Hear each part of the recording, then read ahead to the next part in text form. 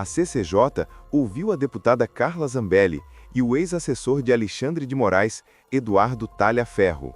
Ele contou que existia uma central de monitoramento dentro do gabinete de Moraes voltada a perfis de direita, incluindo a própria Zambelli. Segundo ele, ordens eram dadas para vigiar tudo o que ela postava, bloquear redes sociais sem esperar prazos legais e até perseguir quem discordasse. Talhaferro afirma que virou alvo do ministro e denuncia uma perseguição política organizada. Vamos acompanhar de perto, mas antes, deixe o like no vídeo e se inscreva no canal. A Comissão de Constituição e Justiça da Câmara dos Deputados ouviu nesta quarta-feira a deputada licenciada Carla Zambelli e Eduardo Talhaferro, ex-assessor de Alexandre de Moraes no Tribunal Superior Eleitoral. Talhaferro foi convocado como testemunha no processo que pode resultar na cassação da parlamentar.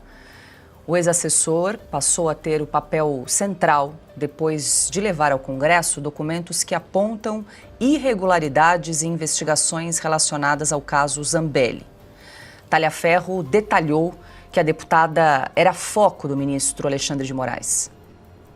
Os principais nomes solicitados pelo ministro Alexandre de Moraes através dos seus juízes auxiliares para que tudo que ela postasse fosse monitorado, feito relatório para que ele tomasse providências. Ela e outras pessoas, era ela mais 3 ou 4 pessoas entre parlamentares e influencers, para que fosse feito vamos dizer, como se fosse um pente fino, ficasse sempre alguém à disposição para estar observando as redes dela. Esse trabalho era feito por servidores do próprio gabinete.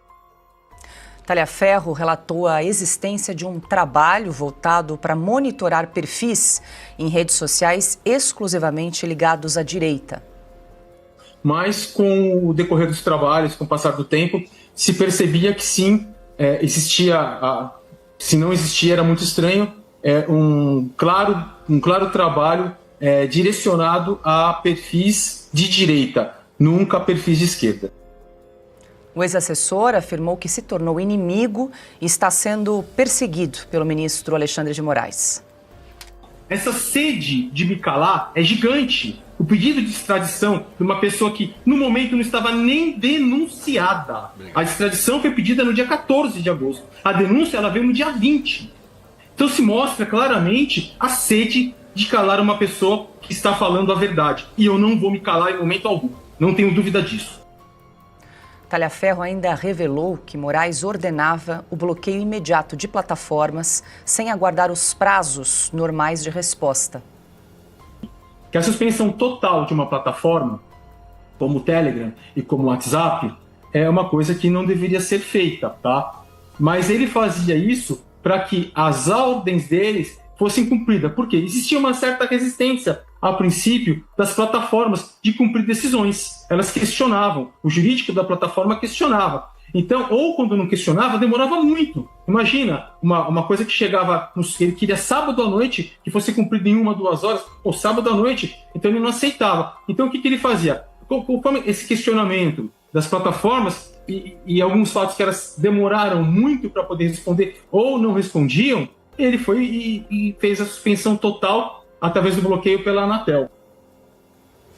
Silvio Navarro, muito boa noite, seja bem-vindo. Silvio, esse depoimento ocorreu na CCJ da Câmara dos Deputados na manhã de hoje. O Eduardo Talhaferro foi arrolado como testemunha no processo de cassação da deputada Carla Zambelli. Os dois estão na Itália. Carla Zambelli está presa na Itália, participaram por videoconferência na manhã de hoje, né? E segundo contou então Eduardo Talhaferro, a Carla Zambelli seria um dos principais alvos de monitoramento do ministro Alexandre de Moraes ainda durante o processo eleitoral em 2022. Boa noite, Silvio. Boa noite, Paula. Boa noite, Ana, Piotr, Augusto, meu irmão. Boa noite, você que nos acompanha.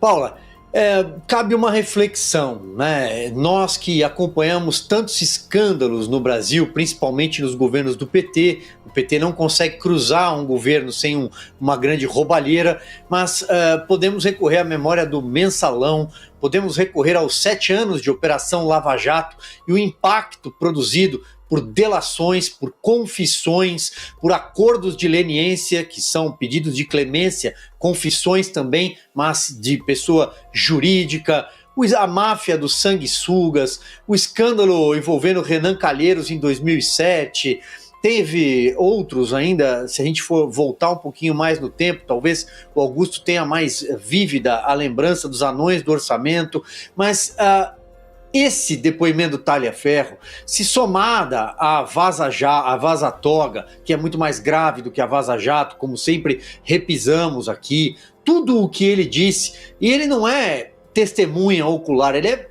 participante, ele estava lá nessa central clandestina de monitoramento, comandada pelo gabinete do ministro Alexandre de Moraes, com a participação de juízes auxiliares, e hoje o CNJ, o Conselho Nacional de Justiça, fecha os olhos para o que aconteceu ali. Tudo isso é de uma gravidade absurda. Era algo, se o Brasil tivesse em condições normais, a imprensa tradicional não teria outro tema para tratar, senão da central clandestina que aconteceu no Brasil, de monitoramento, de perseguição, e quem eram os alvos principais. E aí entra a deputada Carla Zambelli. Ela, por ser uma fiel escudeira do presidente Jair Bolsonaro durante anos, e todos os nomes que se tornaram escudeiros, que se tornaram vidraça. No primeiro momento, vitrine eleitoral, e depois vidraça. E, portanto, ela sofre da perseguição, ela era um alvo particular do Alexandre de Moraes. Isso está muito claro, como outros tantos que falamos todos os dias. Mas o meu questionamento, para quem estiver do outro lado da tela, e acompanha a política brasileira, será que se a imprensa brasileira não estivesse contaminada pelo sentimento de antibolsonarismo, extrema-direita, a favor desse consórcio de poder STF, PT, será que se o Ministério Público não tivesse completamente aparelhado de forma vertical, ou seja, começando pela Procuradoria-Geral da República e a Polícia Federal, a mesma coisa, a cúpula, será que o Brasil hoje não estaria refletindo e buscando apurar e punir quem acabou com o que restava de democracia no Brasil? E tem nome, é o gabinete, é a central clandestina que funcionou sob ordens do ministro Alexandre de Moraes.